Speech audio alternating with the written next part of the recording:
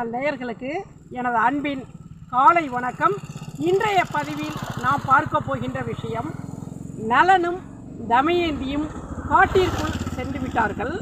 அப்போ நாட்டை விட்டு அரண்மனையை விட்டு இருவரும் இரண்டு குழந்தைகளையும் பீமனிடம், அதாவது தமயந்தியினுடைய தந்தையிடம் ஒப்படைத்து விட்டு காட்டிற்குள் நடந்து செல்கின்றார்கள்.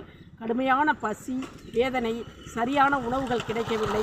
ஒரு ராஜா, நாட்டை ஆண்ட ராஜா காட்டிற்குள் நடந்து செல்கின்றார். அப்பொழுது அவருடைய நிலையை நினைத்து பாருங்கள்.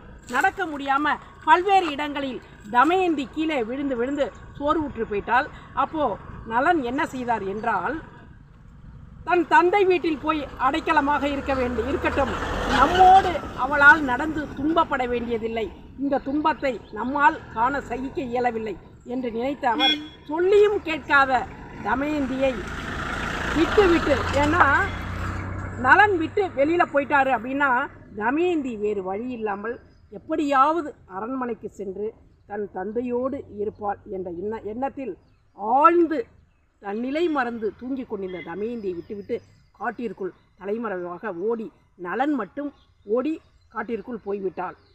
இதை பார்க்குறவங்க ஒரு லைக்கு, ஷேரு, சப்ஸ்கிரைப் பண்ணணும்.